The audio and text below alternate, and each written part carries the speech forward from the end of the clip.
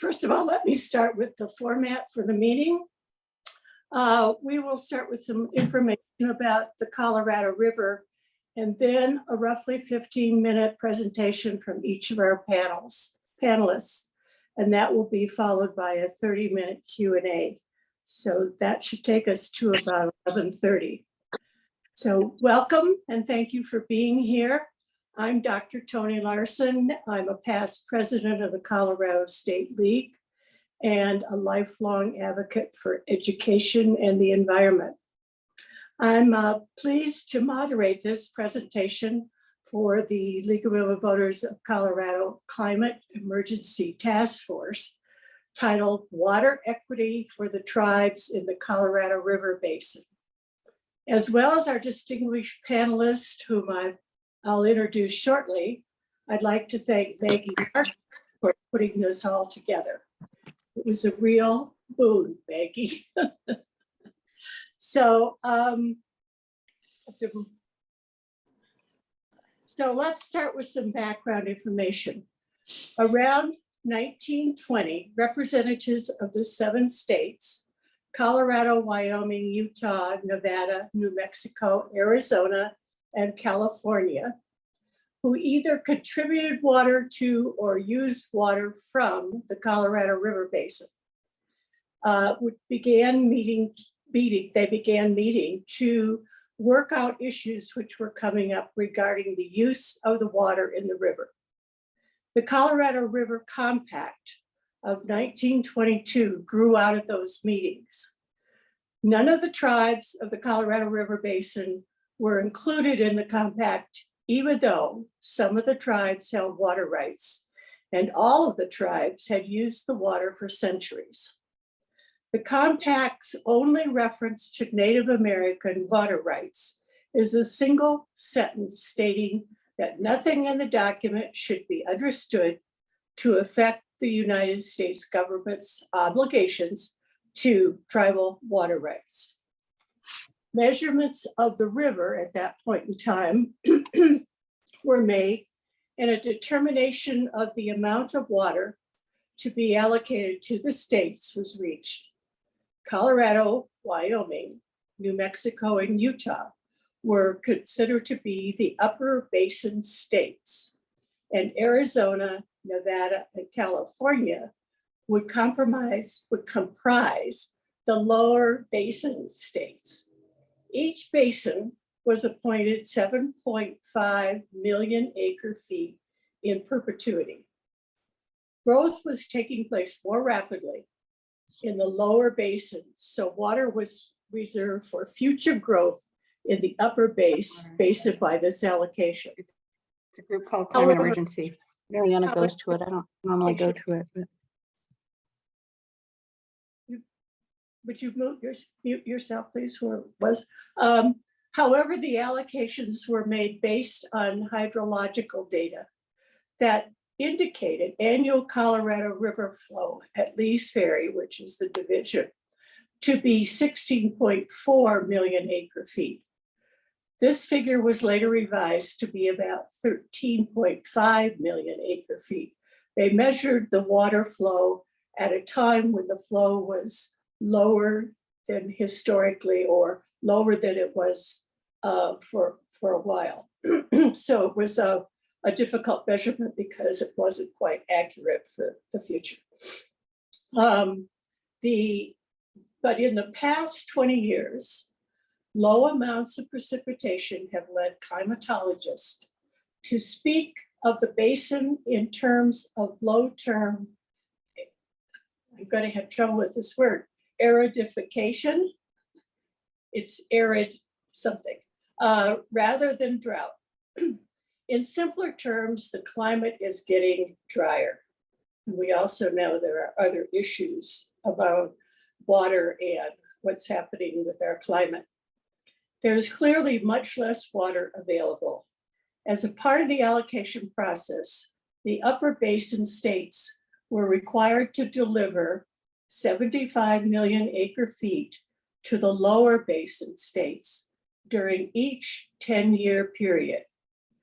The upper basin states have not used their full allocation, and the water has gone to the lower basin, and they have become reliant on that water. Also, Indian water rights were made a part of each state's allocation.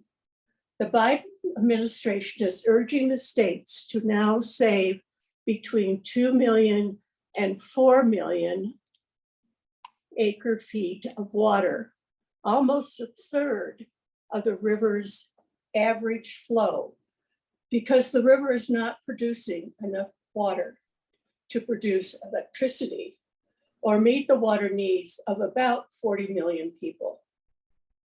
In 1944, a treaty between the United States and Mexico addressed Colorado River water for Mexico. I do remember when we were studying just the Colorado River previously, way back when, sometimes the water would not, there would be no water that would reach Mexico, and it was just a dry tributary or end of the mouth of the water of the river. The 1908 Supreme Court decision, Winters versus United States, recognized Indian water rights regardless of whether a tribe had used the water or not, with water rights reserved for the reservations at the time they were created. Further, the decision stated that the state in which a reservation is located must fulfill the tribal water right. This issue was to return in the 1963 Supreme Court decision, Arizona versus California.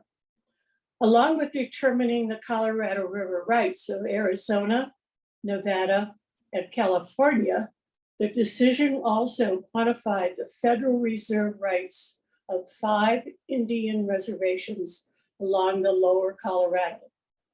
The court granted the reservations enough water to irrigate all practically irrigatable acreage within their boundaries. The water was to come from the lower basin states' Colorado River apportionment. This made Indians major players in discussion of water rights. Upper basin tribes do not have a comparable court decision regarding their water rights. And there are other tribes in the lower basin state whose rights, some of them large, have not been quantified.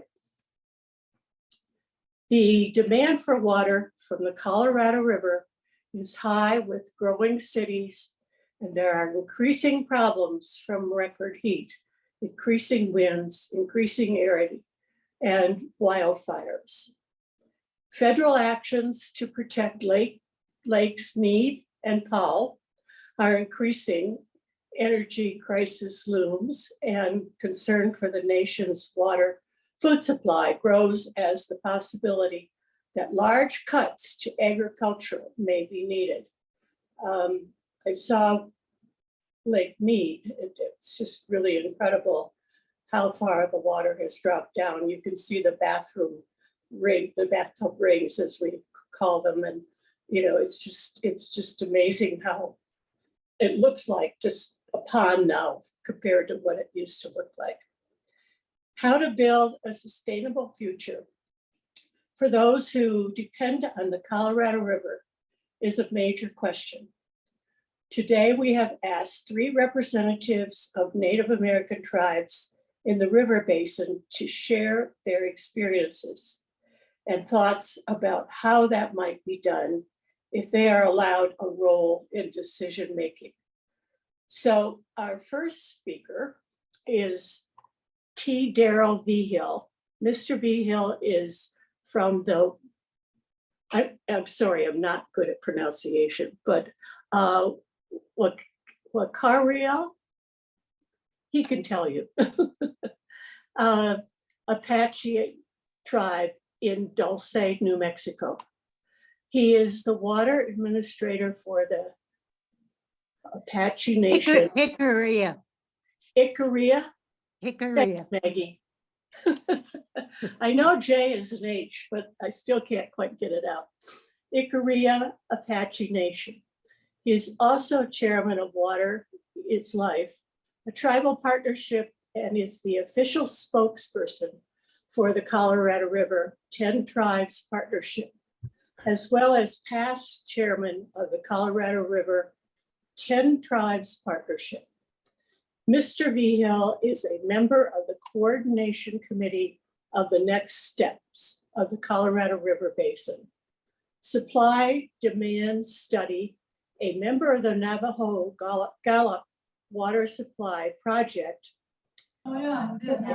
Planning, Construction, and Operation Committee, and a member of the Coordination Committee of the San Juan River Recovery and Restoration Project.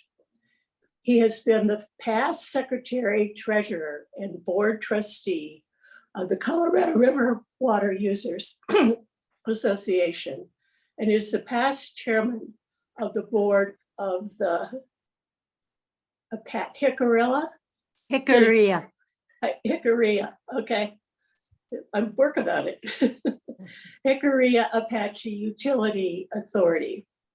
So Daryl Vigil, I have a question to start this off.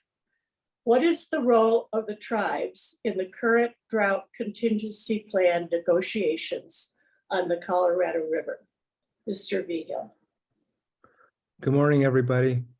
Really, it's an honor to be able to speak with you this morning. And thank you, Vice Chairwoman Lorelei, for the reminder this morning. And just real quickly, Tony, how much time do I have? 15 minutes or so. Oh, okay. I'll jump into it real quickly then. Thank you so much for that introduction and that context of the question. And so I'll kind of just dive right into it. Just one thing about the bio, it's a little bit old. So some of those things are a little bit outdated.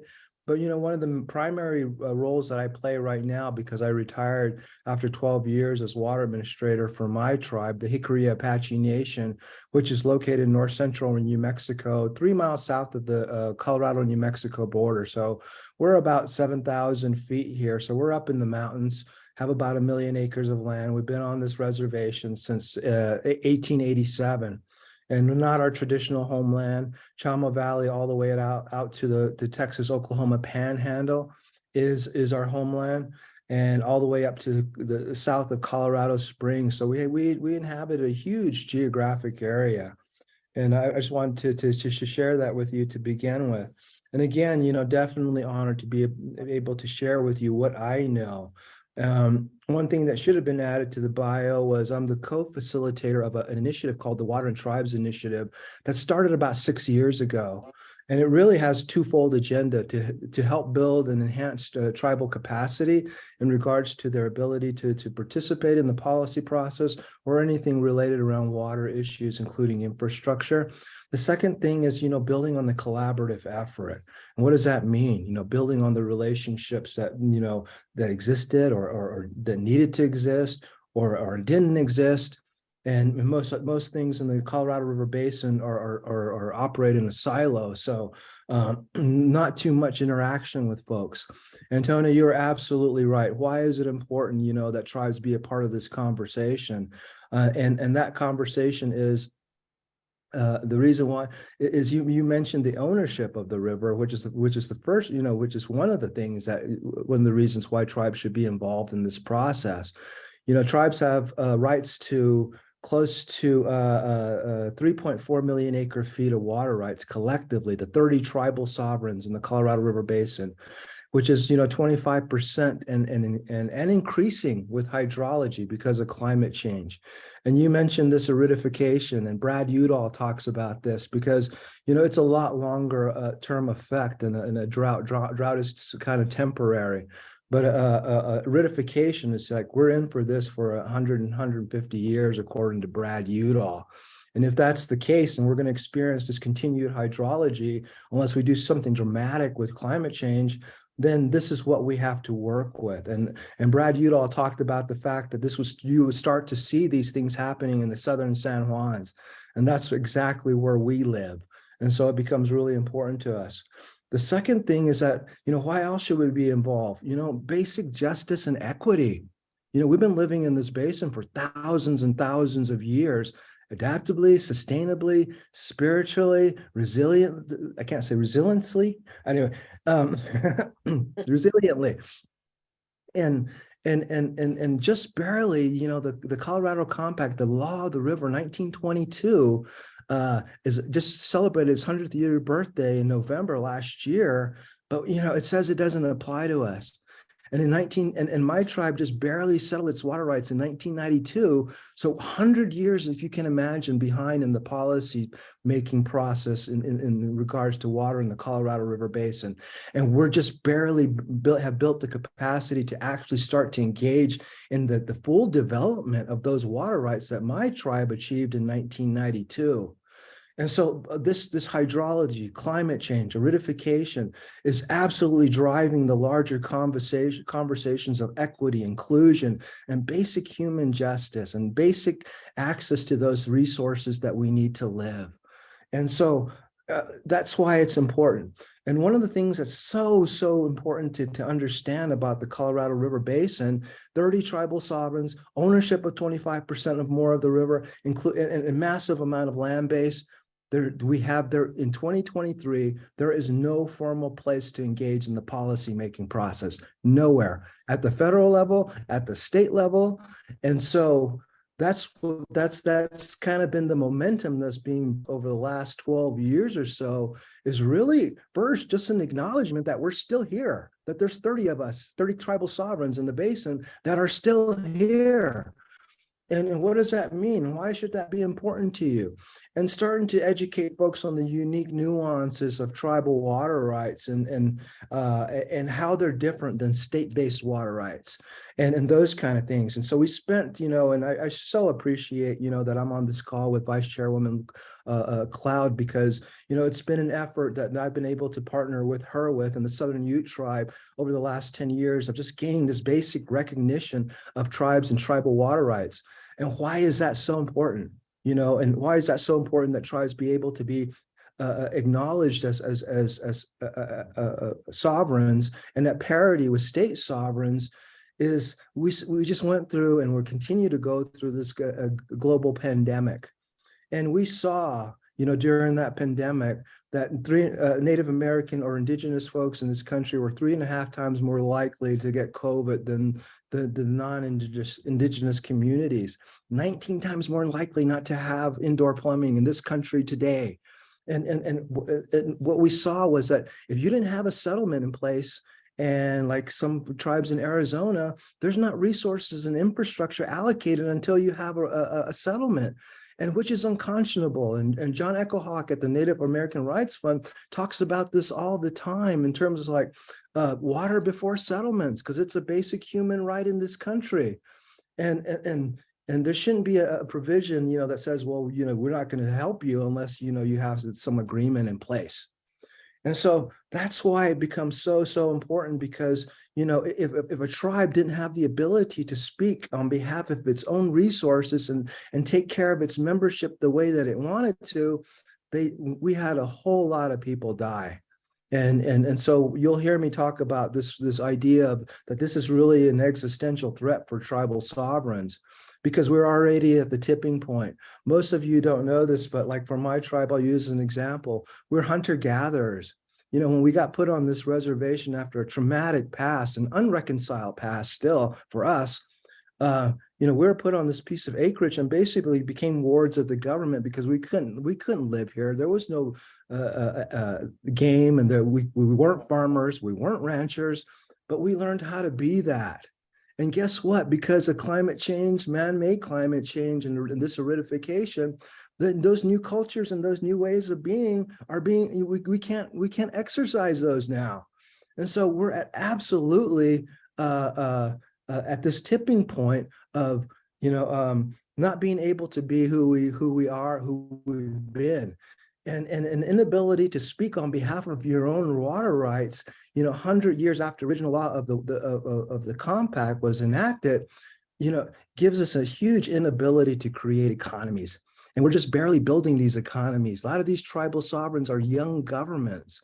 And if we're 100 years behind in the policy paradigm, then how in the world, can we address these needs of this established kind of structure?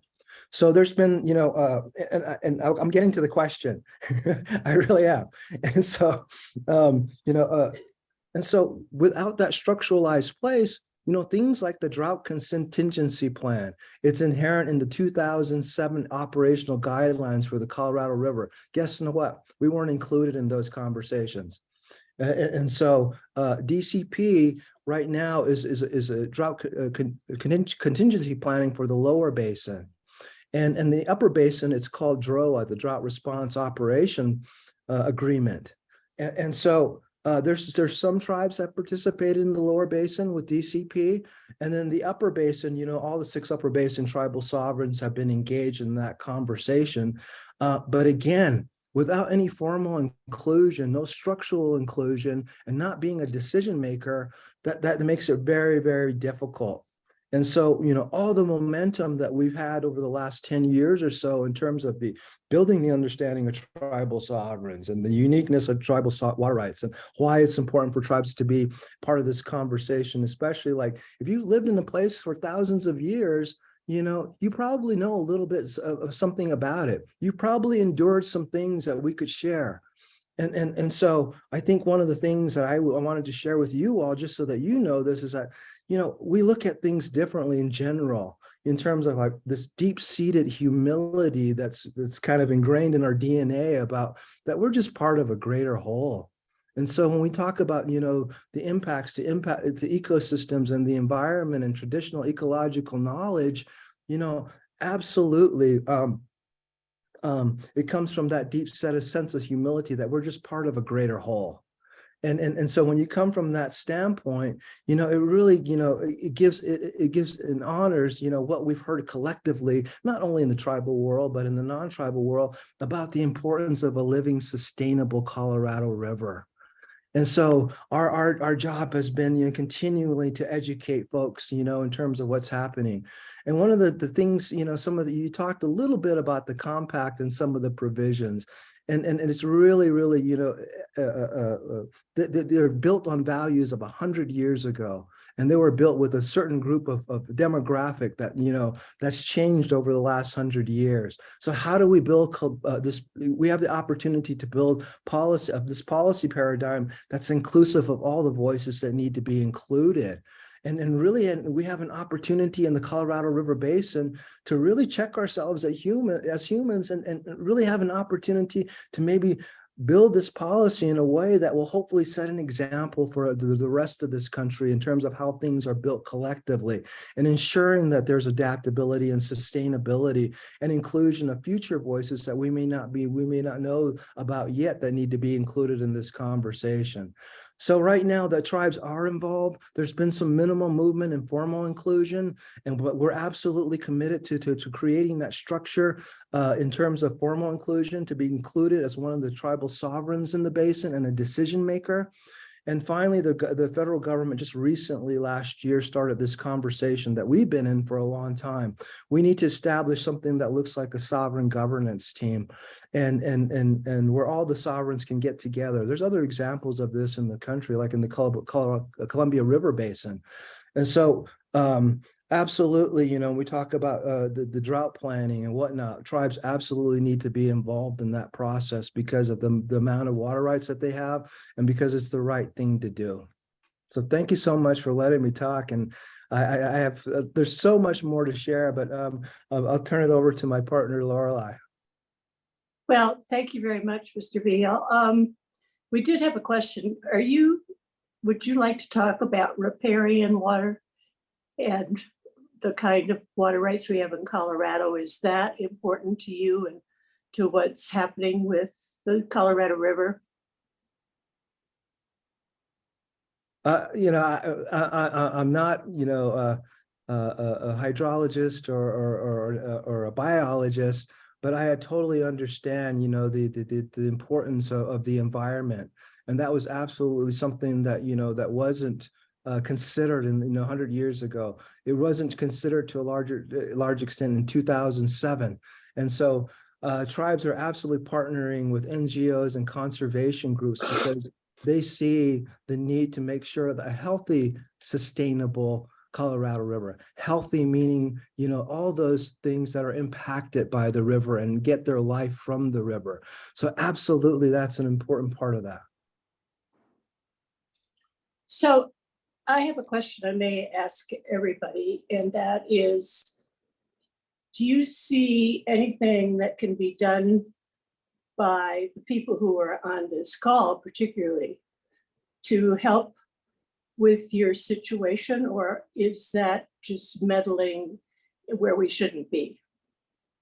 No, I absolutely think that this is such an important venue here. One of the things and part of it is because I'll go back to, kind of culturally, spiritually, almost every tribe is based in matriarchal kind of spirituality, the mother. And so when I think and I see all of you on here, I'm moved because that's significance to us in terms of Mother Earth and the mother and the roles that it plays. And the reason I say that is because the reality is there's a huge political component, that behind all water policy and all this work that is going on. And if we don't start to engage and understand, having people who engage in political processes understand this, it makes it even more difficult. Right now, there's a Supreme Court case that Navajo has filed suit against the Department of Interior. Extremely, extremely important case because it's about trust responsibility and the federal government's responsibility to fulfill on that. And this suit, and right now the Interior is claiming that they have an ability to be discretionary on how they're active in that trust responsibility. And that's absolutely unconscionable because our understanding and the Basin tenets of this in this country were that, that we are domestic sovereigns, and the federal government absolutely took on, that they would recognize our status as tribal sovereigns. And so when we think about the politics of this, you don't have to look very far to see look at them in play in terms of California. With the incredible amount of political will that they have, you see what they're the strong arming tactics. Well, we're not going to. We'll wait till the absolute end until we decide that we're going to participate in shortages, when they weren't even really part of the original Colorado River Basin. That was all happened by kind of accident. But now we can't go back and change those things because the reality of things like the Colorado, in terms of states, California, and then things like the San Juan Chama project, which diverts 87,000 acre feet of water from the Colorado River Basin watershed into the Rio Grande. And that happened in the 60s. And so now, those two river basins, if it wasn't for the Colorado River, the Rio Grande would be dry at some portions of the year. And so we've created this absolute mess that absolutely needs legislation and the political will to change this.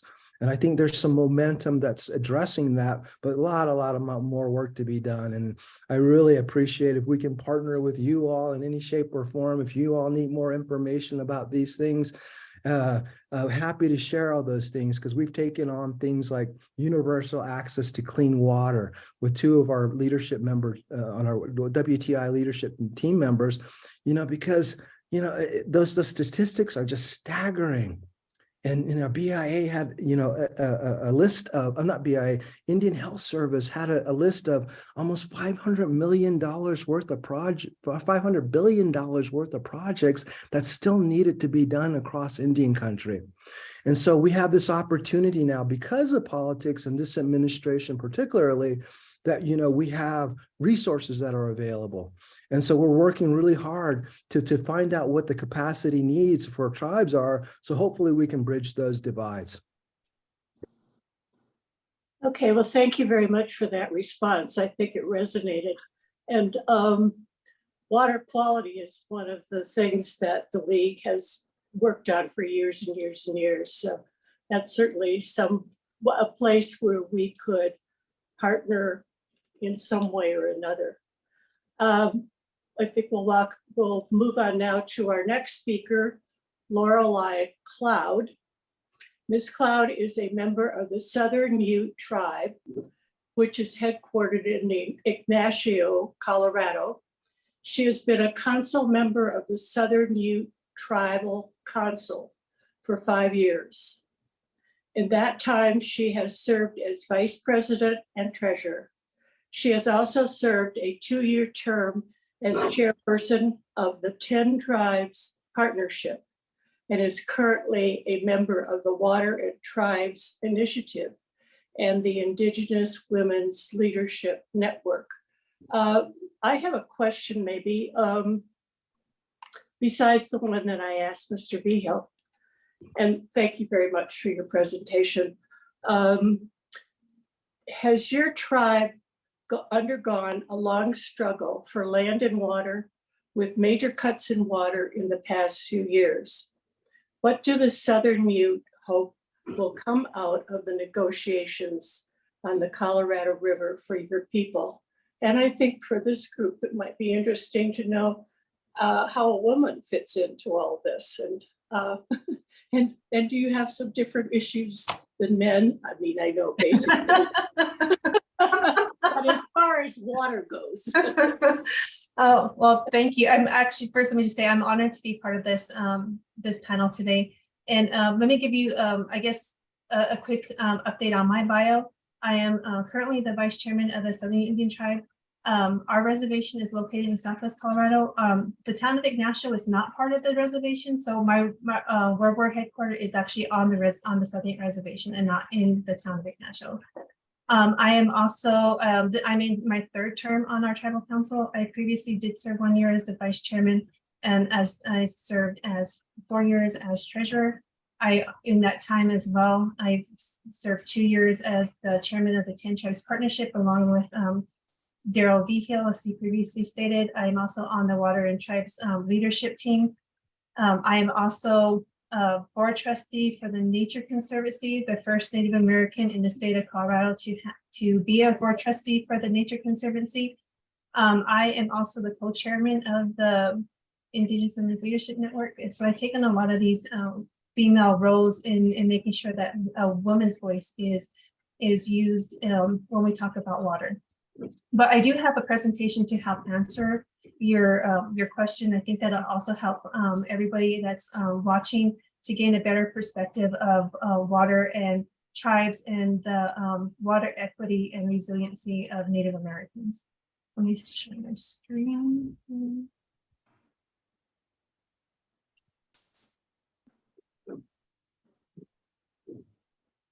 Okay. So here's my title page. Can everyone read that? Yes. Okay. So I want to give you a brief history of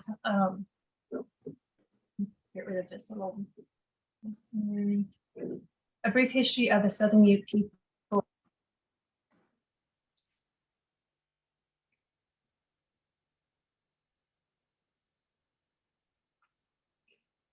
I need to reshare. Yeah, you're coming in and out, so I don't. Is that better?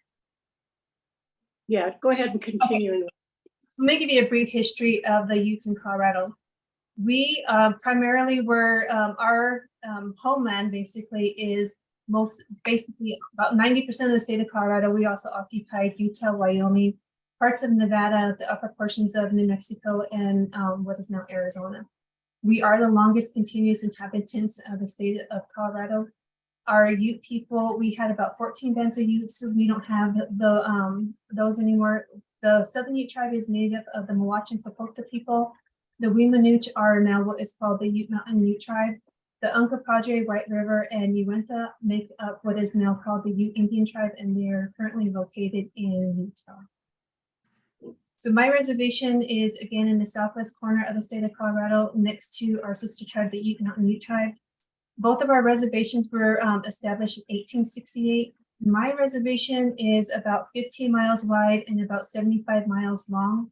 So it's a pretty small strip of land. And also, just want to say some of my information is also going to overlap what Daryl B. Hill said earlier as we talk about water. But within my reservation, we have about less than 1,500 tribal members, and about 1,000 of those reside within the reservation boundaries. These are all important statistics as we talk about water, especially with water within the reservation boundaries. One of our major concerns when we talk about water and what's going on is we have the Animas Lacada project. In 1980, there was a settlement act that recognized tribal water rights for all surface, stream, and tributary groundwater within the reservation. This act helped us tremendously because this project, Animas Lacada project, is located on our driest side of our reservation. This water holds our water for along with Ute Mountain New Tribe, and this water originally was we negotiated and with the state of Colorado, and that settlement was signed in 1986, so not too long ago. But it wasn't until 1988 which actually affirmed that settlement. And it said that that we could use our water for municipal, domestic, and irrigation. And because this project was controversial, we had to we ended up going back and we amended that agreement with the 2000 Settlement Act. This amendment eliminated the irrigation component for this project. Again, like I said earlier, this reservoir sits on our driest side of our reservation, and we really needed the irrigation component. But with the negotiations, we ended up settling with that, and in lieu of taking the irrigation component out, the tribe received $40 million with the requirement that $30 million of that $40 million be used in partnership with the surrounding community on water projects. Again, this is, we needed the irrigation component for that side of the reservation, and we had to give that up in order to get this project completed. And because of those components, whatever plan that we put in place to use that water has to be very cost efficient, because whatever we can generate from that, if we take one drop of water out of this reservoir, we have to start paying O&M and other fees for that water. And so we need to make sure that it's cost effective for us. We also have other areas that we're really concerned about within when it talks about water. When I gave you our statistics about our population, because we have another project that's within the reservation boundary. It's called the Pine River Irrigation Project. This was constructed in the late 1900s. This project is about 175 miles of canals within again that small strip of land.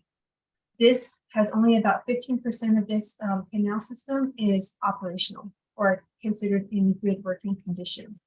And so it's in dire need of repair. It's in extreme disrepair right now. This project will deliver, if it's operational, it should be delivering water up to 12,000 acres with about 400 water users, and of that about 100 non-Indian users. And also we delivering water to the town of Ignacio. And because we're not being able to use this water to the full allocation, we can't, there's just no way for us to be able to use our full allocation of water because of this repair. There has been no major repairs made by the Bureau of Indian Affairs since the 1960s on their own project. We have invested our own money into repairing some of the portions of this project in the past couple of years. Even though this is not we don't own this project, the Bureau of Indian Affairs owns this project, and it's their responsibility to maintain it, and they have not done that. Recently, some of our staff has been continuously looking for funds to be able to supplement the cost of the repair of this project. And our staff is so awesome. This past year, or in this year so far, we've been able to secure 2 grants from the Bureau of Reclamation to help us to assist in repairing this project. And when we talk about clean water, we have 2 pumping stations within the reservation. On this slide, this one sits between our tribal health center and our tribal offices. Anybody in the community can come and get clean drinking water that they haul to their homes if they use a cistern. It gets used. We see a lot of people using this pumping station. We do offer water delivery to some of our tribal members that live further out within the reservation, or they don't have the capabilities to come and get the water themselves. So we'll deliver that water to them. Some of our challenges that we have for our water, we have, again, the Animus Water Project. We're currently trying to work on a plan to put this water to use because it's greatly needed within our reservation boundaries. But again, there's stipulations on how to use that water. We need the funding to put in place to help with the plans. We also have the Pine River Irrigation Project. We can't use our full allocation. We also have this one is pretty important here. In the past, the decisions about the Colorado River were kept within the purview between the Basin states and the United States government. Tribes were not included in that. We have been requesting to be included in some of those discussions for many years now. And those requests were made so that we know what the plans are on the table and how they affect our tribal water rights before any decision is made for that water by the United States government or the Basin states. You have to also remember it's because the tribes are sovereign and we should be treated as sovereign, just like the state of or the other states, as well as Mexico and the United States. And we have not been able to voice our concerns and make sure that our interests are that we're there to protect our water.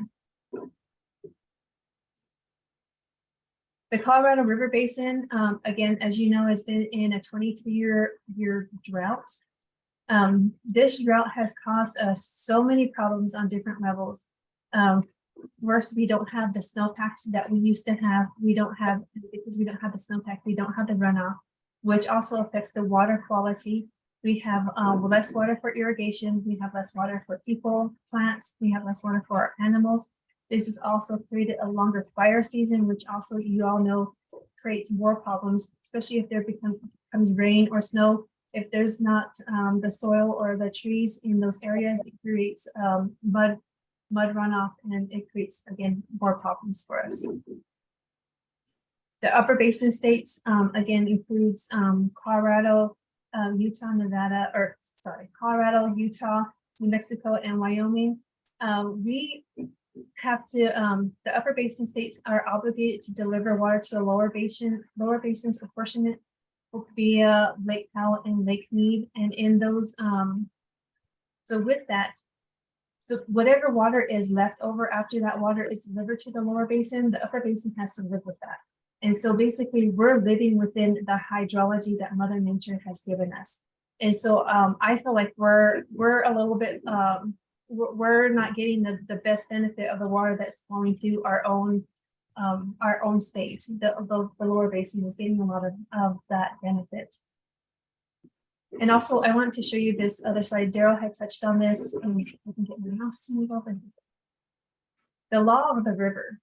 The law of the river, this compact was signed and created in 1922. Tribes were not considered U.S. citizens until 1924. And so this is the biggest reason why tribes were not included in any type of management decisions within in the Colorado River system. And even though we do have some, we're starting to gain some of that recognition, it's still 100 years behind what everybody else has been able to do. Other areas within the Colorado River, the law of the river, as everybody talks about the 2007 interim guidelines. These were developed because there was an ongoing drought and the decrease in the amount of water that was going into the storage, which is Lake Powell and Lake Mead. There was a growing demand for the Colorado River. So in May of 2005, the Secretary of Interior directed Reclamation to develop the guidelines to improve the management of Lake Powell and Lake Mead. And those guidelines are in place until December 31st, 2025.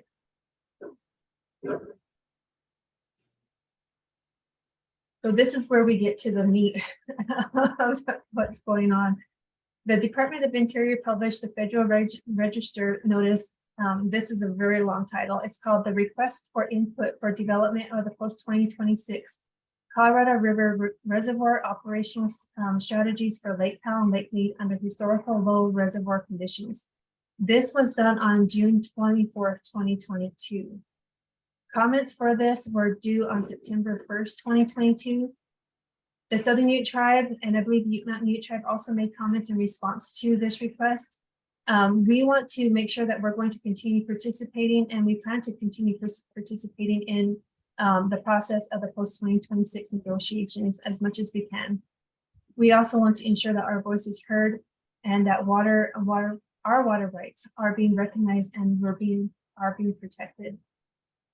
The Interior also published a Federal Register notice, and it's called the Notice of Intent to Prepare a Supplemental EIS for December 2007 Record of Discussion entitled Colorado River Interim Guidelines for Lower Basin Shortage and Coordinated Operations for Lake Powell and Lake Mead and this was signed on November 17, 2022. The US government never makes their title short. It's always very long. This is separate from the development of the post-2026 guidelines. And with this, the Secretary directed this action because of the existing operational guidelines are insufficient due to the ongoing drought and the current hydrology causing lower reservoir conditions and the low runoff. And also, you all know that the media has been reporting the historical low levels within the reservation or with the reservoir levels. Like even stated earlier, the bath ring is very noticeable. Those levels we all know are declining, and they're most likely going to continue to decline. And so the U.S. government is taking action to protect that system, and that's what you've been seeing in the news a lot lately. The purpose of the supplemental EIS is to support the EIS that was completed for the 2007 interim guidelines. Those comments were due on December 20th, 2022. And there's also going to be a draft SEIS that's going to be published in April of this year, April of 2023. So we expect to submit comments on the draft as well. And we want to make sure that our viewpoints are heard throughout this entire process and that we're addressing the drought in order to protect our water rights. The Bureau of Reclamation also plans to initiate a National Environmental Policy Act, which is also short, NEPA for short. They want to do this process to develop the post-2026 operational guidelines through the Federal Register Notice of Intent in early 2023. So they're working on that right now. And we do plan to participate in this action with comments and comment letters, and hopefully an in-person discussion with the states and the other U.S. agencies. We are creating a lot of partners within the whole entire Colorado River system because we have not had those formal inclusions like Daryl had said before. Some of our partners again is the 10 Tribes Partnership. We are continually making sure that this coalition of the 10 tribes is strong. We've been a participant in the partnership since the foundation in 1992. This partnership is 10 tribes from the Upper Basin and in the Lower Basin. We also are in talks with the Upper Colorado River Commission and the Upper Basin tribes. This is brand new for anybody. Our first meeting was held in August of 2022. We always talk about historical moments.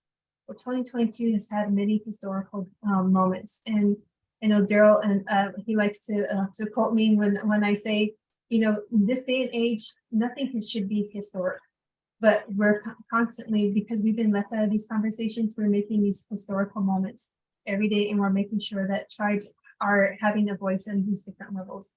So what we're doing with the UCRC is we're building this relationship again so that we can work cooperatively with other issues that may be coming up. They didn't have to include us in anything, but they took initiative, one of the first initiatives to make sure that tribes were included. So I am very proud that they were able to do that and that we're a part of those conversations. We also have a partnership with the Colorado River Basin Tribal Coalition. This is also a new coalition. It's the tribal leaders within the basin coming together with, and these are facilitated by the Water and Tribes Initiative, and they're in place to have a place where all 30 sovereign tribes can exchange information that's going on within the Colorado River that's affecting each one of their reservations, because every reservation, every tribe is different, and every tribe is going to have a unique situation, and we all have different water rights as well. And so having that dialogue is really important.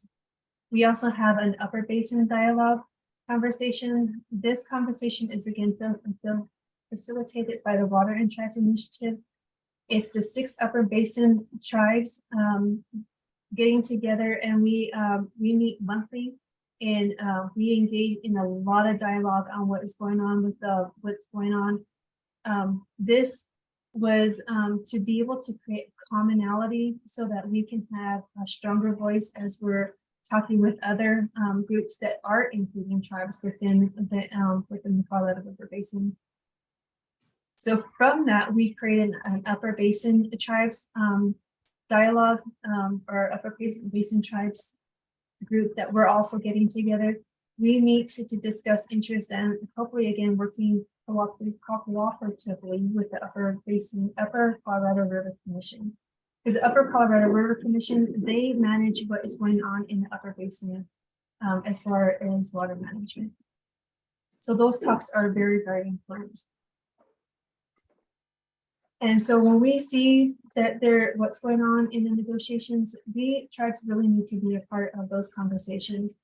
And when you talked about what women are doing within the reservation or within the water system, women have greatly stepped up into these roles that were predominantly taken by men. That is one reason why we help support and create the Indigenous Women's Leadership Network. Women are stepping up, and we have a lot of water attorneys. We have a lot of tribal leadership. We have hydrologists. We have women that are in different capacities within the whole basin in water management, taking roles as just committee members. And so that we see a lot of shift with the female-male aspect of who is managing the river. And so that voice as a woman, I think, is very important. And so we want to make sure that continues as we go forward, because what happens in the river is going to affect all of us, and we need to be able to work together. And with that, that is my presentation. So thank you very much. I have a few questions. First of all, are you willing to let people have your slides? The league would send them, so you wouldn't have to, be concerned about that. But we just need permission from you to have your slides. I believe that would be possible. Okay, great. And the other thing is, if you could do a list, or it went by rather quickly, but the list of places, entities, government entities where things are happening right now for addressing the government. And so do you have a list of those people that we could contact? For our partnerships that are going on this list? But mostly the government, yes. So we're not so much, we deal with the Bureau of Reclamation, and mostly within like a government entity. As far as government, I think for us in the Upper Basin, we're mostly dealing with the Upper Colorado River Commission. Again, it's been very new, it hasn't even been a year. So August was our first meeting, and Becky Mitchell with the Upper Colorado Water Conservation Board has been one of our biggest advocates to ensuring that tribes are staying connected to every single conversation she can get us connected to. She has also, I think, spearheaded the Upper Colorado River Commission to include tribes. That's a very unique situation because, again, dealing with other states and other states that may not have a good relationship with the tribes within their states is also one of our talking points, because the Ute tribe, Southern Ute tribe, and Ute tribe have a really good relationship with our own state, and that's been years in the making. And that's because of our former leaders making sure that that relationship was created, and we're continuing to solidify that relationship every single year, every single time that there's a new governor. We want to make sure that that relationship goes on, and because other tribes don't have that, they don't have that advocacy on a state level or a national level. And so being able to do that with the Upper Colorado River Commission and even also the Colorado Conservation Board, it's important for not just the Utes in Colorado, but for all the Upper Basin tribes. The Lower Basin tribes don't have a lot of advocacy for them to stay connected and in those conversations with what's going on in their own states. And so again, like for our water allocations for the Ute Mountain and Southern Ute tribe, our water is allocation numbers are in total with the state of Colorado. And so we want to make sure that we are staying in those conversations, whatever that may be, when it comes to the allocation of the water, because we want to make sure our water is not our numbers are not being used by other entities thinking that's their water when it's our water. And even though we haven't been able to fully develop our water, again, because of the bad infrastructure or just not being able to use irrigation water where we need irrigation water. Those are a lot of our conversations that we have here. So I don't have like a true list for you, but if I can send you something like names of who we talk with each one of these organizations here. Okay, thank you. The reason I asked the question about women, I've just recently returned from a United Nations climate change conference. And one of the statistics, and this is probably a worldwide statistic, 80% of the water is used by women, but they have no voice in the policy around women. So that's one of the things that's a concern for the United Nations. And they also are very concerned about Indigenous people having a say and protecting Indigenous rights, attitudes, culture. So it's interesting. I think, there's so many threads here about different groups and trying to get a handle on this issue and making sure that the right people have the right tools and the right to participate. So thank you again, Ms. Cobb. We may follow up. Well, I think one other point to make is the Ute people were matriarchal people. So the women have always had a predominant role in making sure that our voice is heard. And so it's very important that we continue that, not just because we're talking about what happens to us now. We're making sure that what decisions we make today, they're going to have a long-lasting effect for those that come behind us.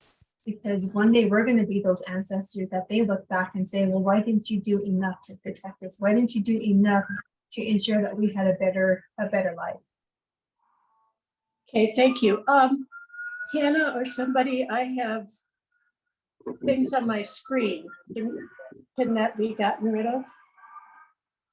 Tony, could I add something real quickly to what Lorelei said? She's very, very modest, but one of the things through the Water and Tribes Initiative, kind of related to your last question, was Lorelei helped create something called the Indigenous Women's Leadership Network, and really looking at building on those, the matriarchal nature of most tribes in the basin, but looking at it from perspective of how do we start to build new women leadership on Indian reservations, and how do we build processes for succession in that process too, so that because my experience has been is that when women participate and there's ability for them to participate, it's pretty powerful.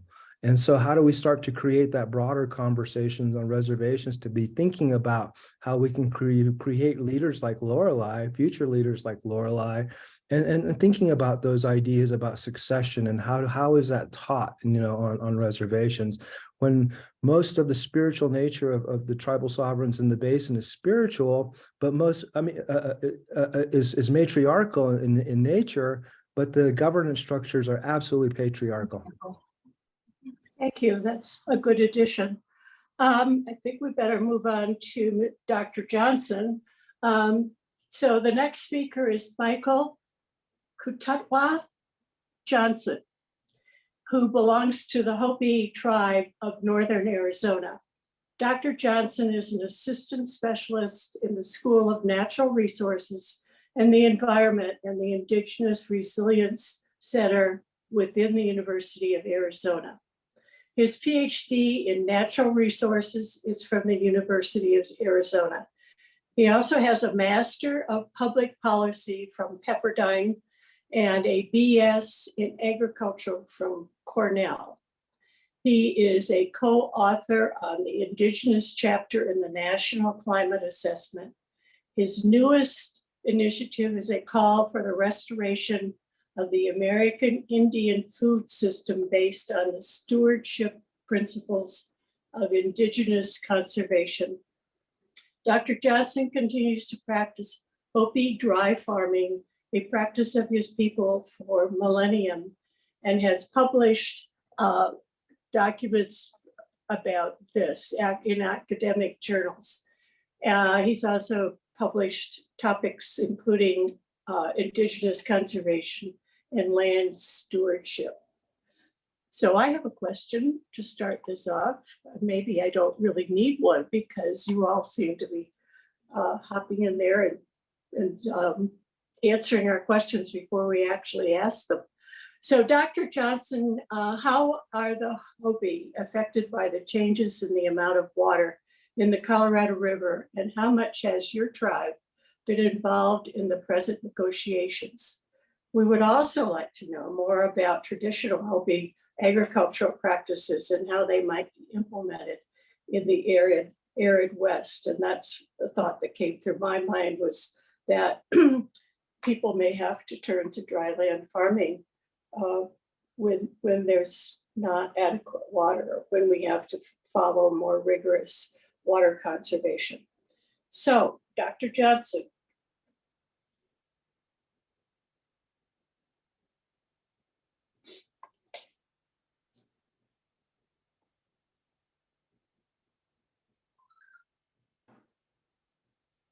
Dr. Johnson, I can see your slides, but I can't see you or hear you.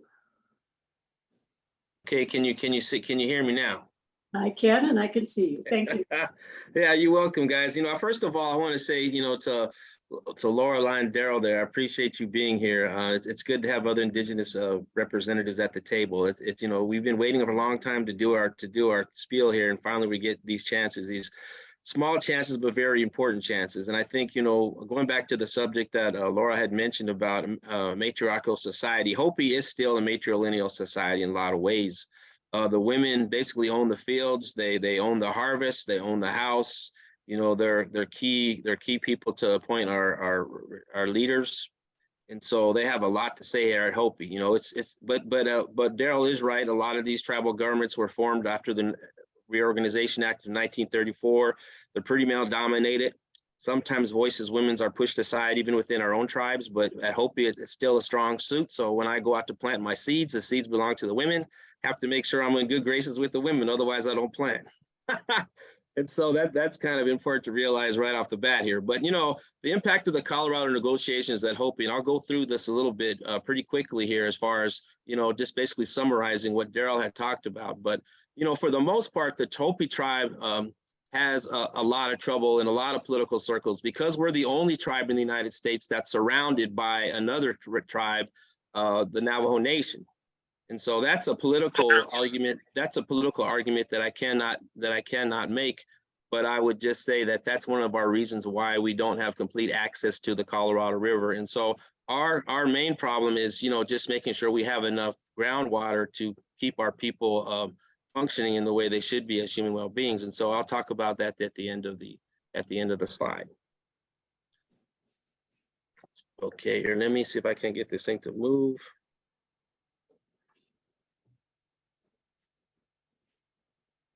Okay, so Daryl pointed out that there are 30 tribes or 28 tribes, according to the Bureau of Reclamation, that exist on the upper and lower Colorado River Basin. And those tribes, a lot of them have settled their water rates, but a lot of them have not. And so, this is important because of the significant water rights. In fact, Arizona and New Mexico got their allocation because of those reserve water rights. For example, 70% of the water rights that are in Arizona basically came about because of the Indian tribes that live there. 70%. In Mexico, it's just as high. I think it's around almost 80%. So if it wasn't for the tribes who live in those areas, the tribes, those states would not have that type of water rights for their state. And unfortunately, we have never been invited to the table. Daryl is right. The tribes have never been invited to the table. In fact, just recently in Las Vegas, the Bureau of Reclamation had a meeting with the tribes, and they also had another meeting with the states. And again, we should be meeting together because of the significance that we have in our water rights in the lower and upper Colorado River Basin. And so our biggest problem here is, a lot of people will say, well, the Indians aren't using it. They're not using it. And that's a reality. Maybe we're not using it because we can't use it. We don't have the infrastructure that was promised us, like Lorelei had pointed out, in order for us to fully participate in what's available. That means like water infrastructure. The Navajo Nation has 40% of their people do not have clean water or even access to pipes to pump into their homes, which is a very tragic. Shouldn't happen here in the United States. We're the richest country in the United States. in the world, and we still have trouble just accessing basic water rights. And so these are all equity issues. But you can see here that half of our water rights aren't used because we don't have infrastructure to use them. And so we need to figure out how to change that. And so, like I said, in Arizona, there's still, and also other places, 10 of our tribes haven't completed their water rights settlements yet, and that's a big problem. We don't know if there's any water to even negotiate left with the way it's pushing right now.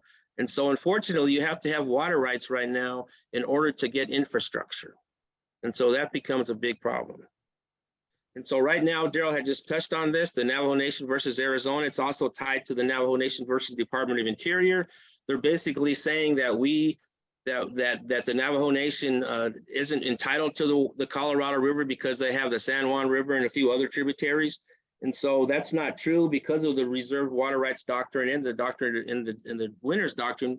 They have an absolute right to the Colorado River, just like the Hopi tribe does.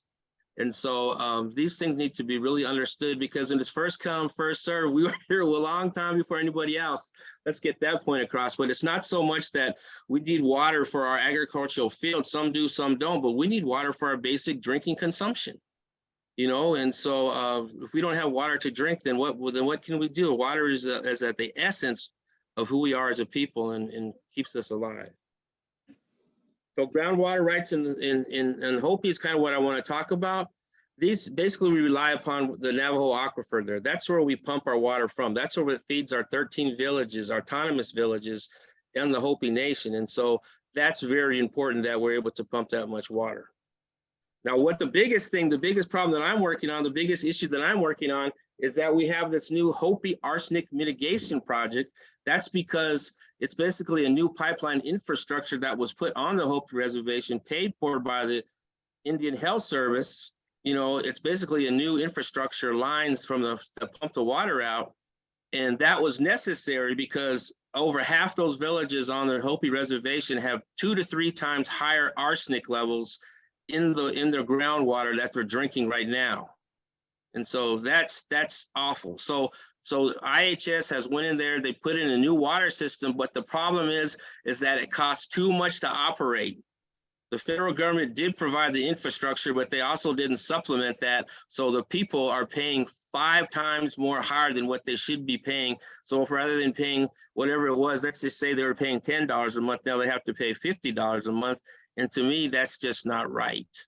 You know, and I'm not asking for a handout, but I'm asking for people to, along with they're going to put this infrastructure in, they also need to figure out ways to subsidize our drinking water, because right now those villages are continuing to drink arsenic water, and that's not good at all. And so, you know, we're trying to figure out ways to help mitigate that progress, but it's very complicated. I'm doing a study right now to look at with the Kyle Morris Water Institute at the University of at ASU, and I'm looking at what we can do to cut that cost down, and also doing just a comparison between indigenous and non-indigenous, or tribe and non-tribal communities, to see what the non-Indians are paying for their water, and comparing it to what we're paying for our water.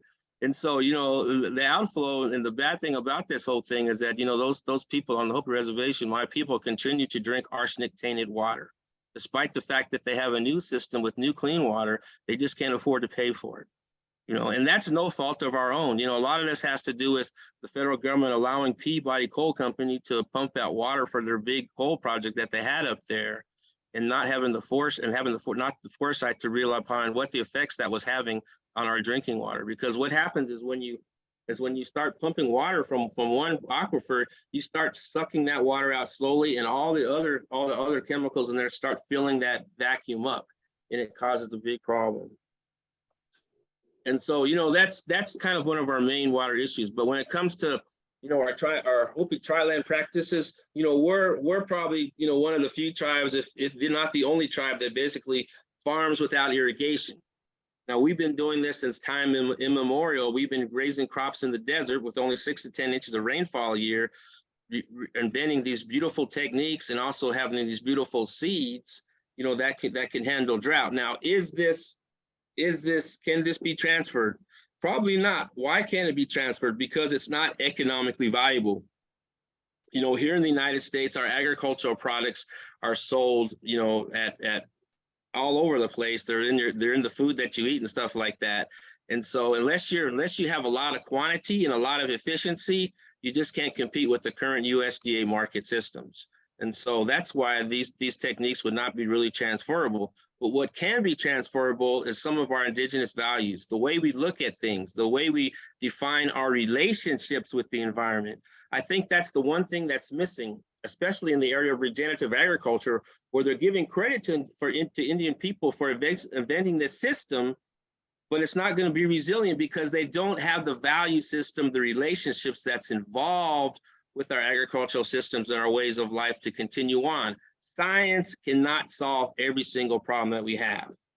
That's the main thing. And the thing that concerns me the most is now that the United States has basically validated what I call our knowledge, or ways of knowing, or what they call traditional ecological knowledge, is they'll start to take all that knowledge and they'll have it benefit who they want to benefit for, and the indigenous people will not get anything from it.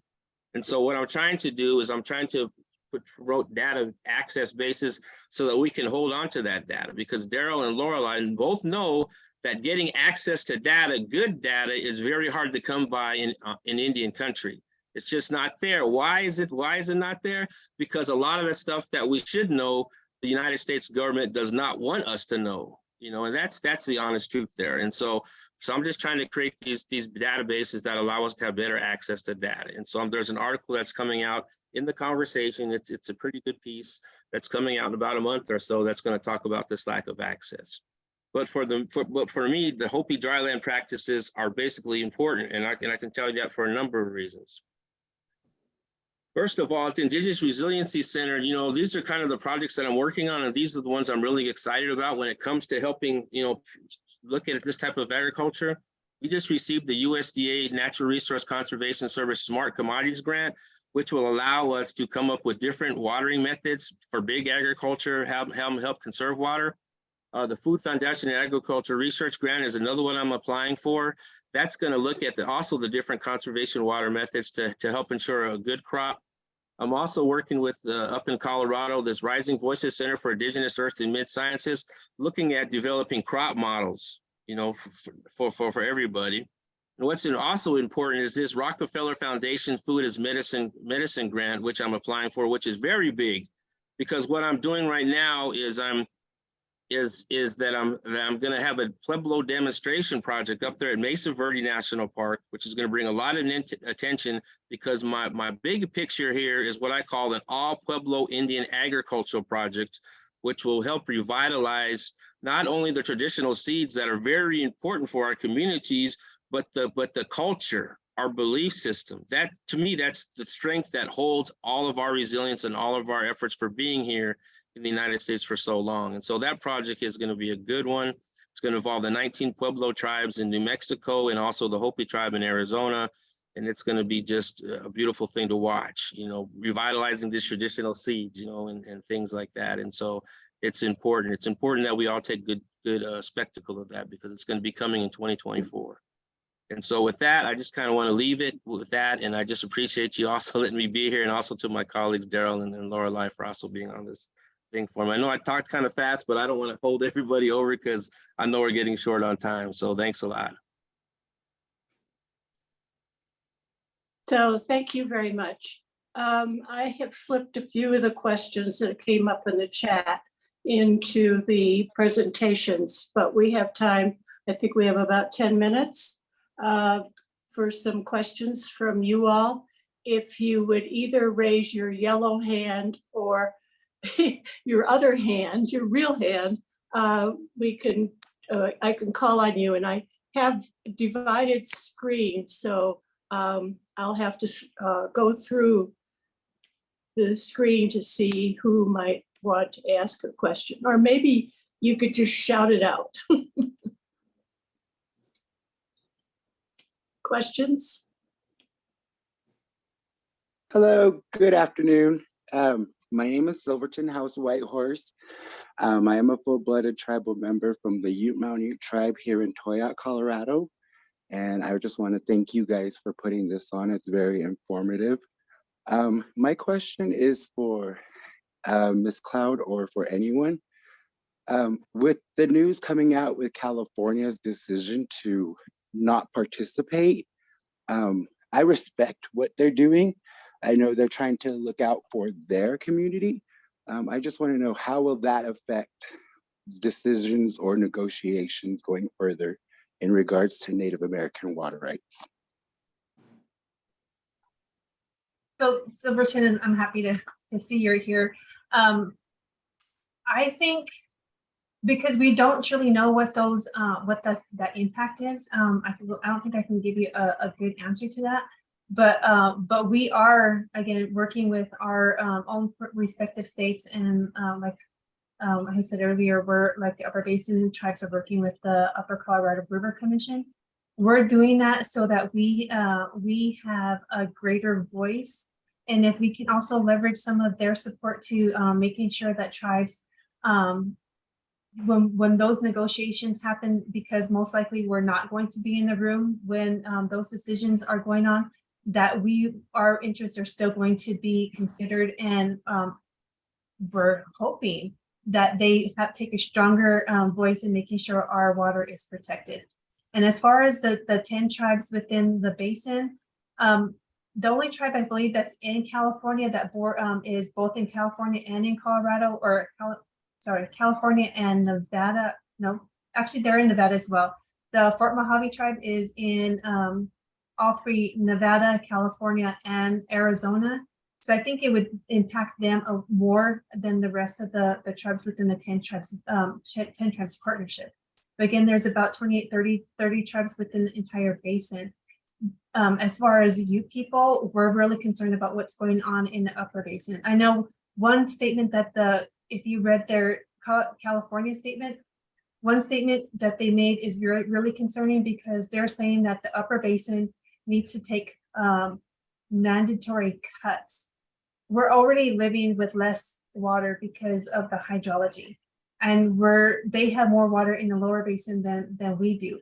And so I don't know why we would have to take more cuts. That their statement to me is, I think, more concerning for everyone in the Upper Basin, not just the tribes. Anybody else? And Thoughts?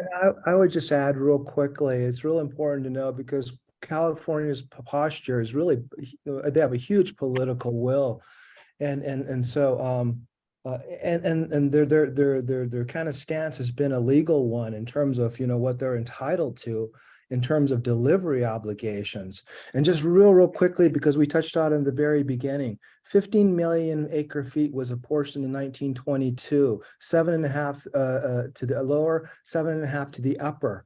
But the 7.5 to the lower is guaranteed.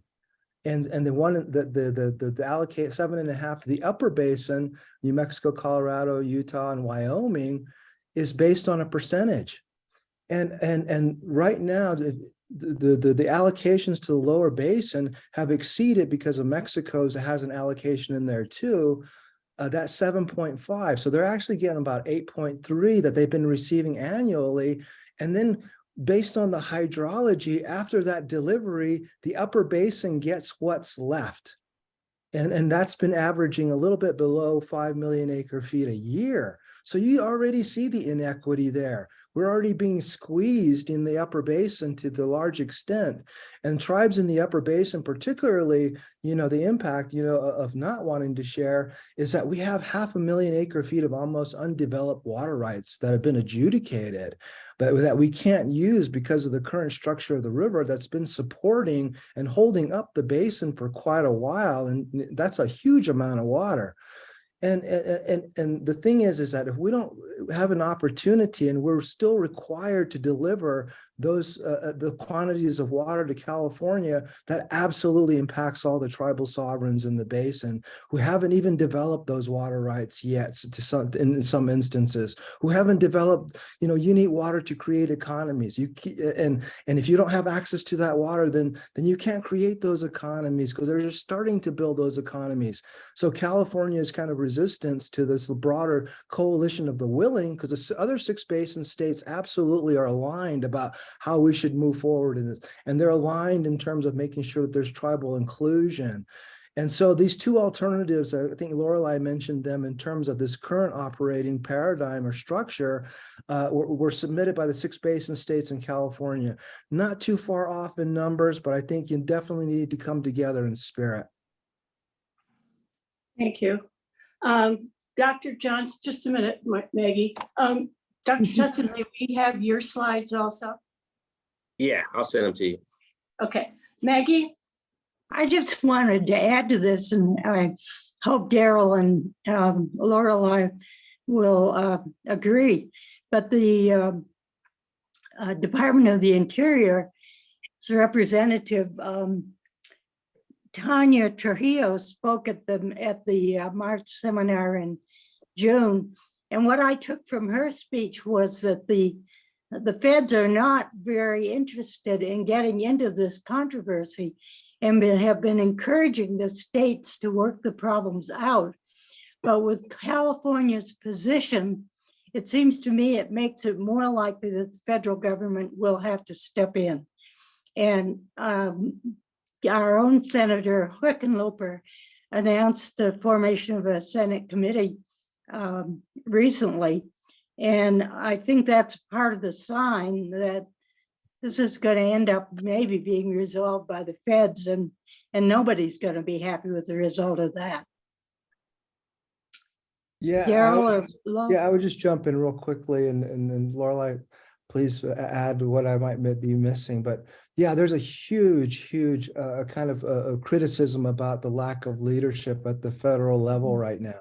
And that's why these relationships that are being built with tribal sovereigns and the states that they reside in, and then other, you know, stakeholder NGOs and conservation groups, building that momentum because, you know, of the lack of federal leadership.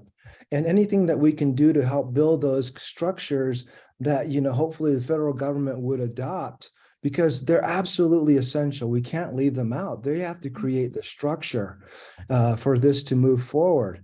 And so as much as we can offer that up to them, because, you know, I get that they're in a little bit of a precarious situation, but they're, you know, they're used to, you know, as I heard somebody say, you can't engineer your way out of a hydrologic crisis. And so, and that's what reclamation basically is. And so not knowing really what to do on the policy level across the board, they need all the help that they can get. And I think that's really what the momentum is right now, to build this collaborative effort, because we know, like you said, if it goes into litigation, that's going to be disastrous for the river and everybody who relies on the river. And so the thing that makes most sense is for us to do this together. And if the federal leadership and the structures can't provide that right now, then it needs to be filled in some other way. And understanding, even though we may have an Indigenous woman Secretary of Interior right now, there's still a representative of the federal government. Judith, are you raising your hand? And you'll need to unmute yourself. There you go. Thank you. So I think it's a simple question. Lorelei mentioned that one of the obstacles is that on tribes that have water rights, sometimes they cannot exercise those water rights because the piping needs to go across privately owned land. So my question is, do sovereign Indian nations not have the right to eminent domain to condemn that little piece of land for a water pipe? I mean, that seems to me that would come with that kind of right that sovereign Indian tribes are supposed to have. So for the Southern Indian Tribe, our reservation is unique. So we deal with the situation every day because our reservation is a checkerboard reservation. We have a lot of different land sites within that our reservation. We have privates, tribal, we have assignments, we have county, we have state, we have Bureau of Reclamation, we have all these different land sites. So we deal with that. So we don't have eminent domain to do that. And so it takes us longer to do any type of project, to build a road. One area is talking about water, is we have our own water treatment plant. Right now we have I think it's a 6-inch or 8-inch pipe that we use to take the water to where it needs to be. In order for us to increase the capacity of our water treatment plant, we'll need to increase the diameter of our pipe.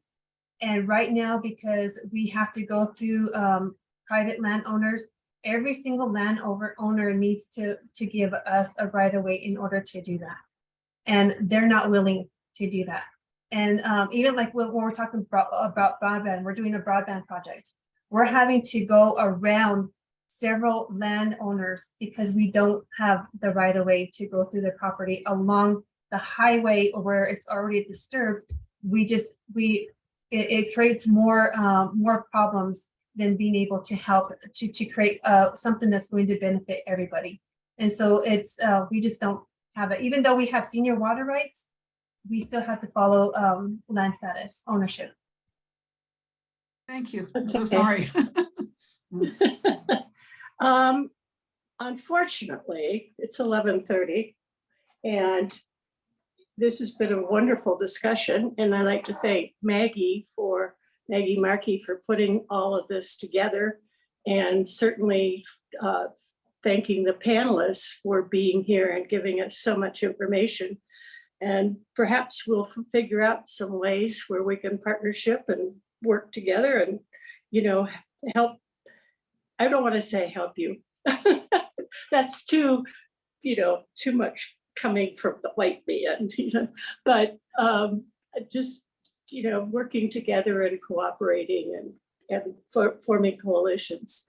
So you will be able to see this presentation. It's been recorded. So if you want to see it again, or if you want to tell your friends to see it, it can be found on the League of Women Voters YouTube channel.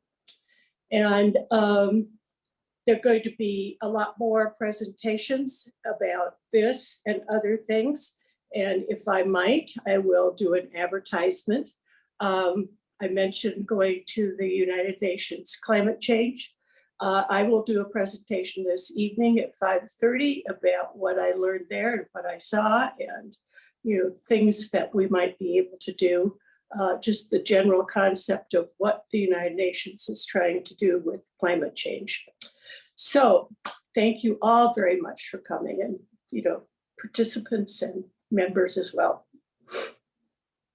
Thank you. Thank you. May I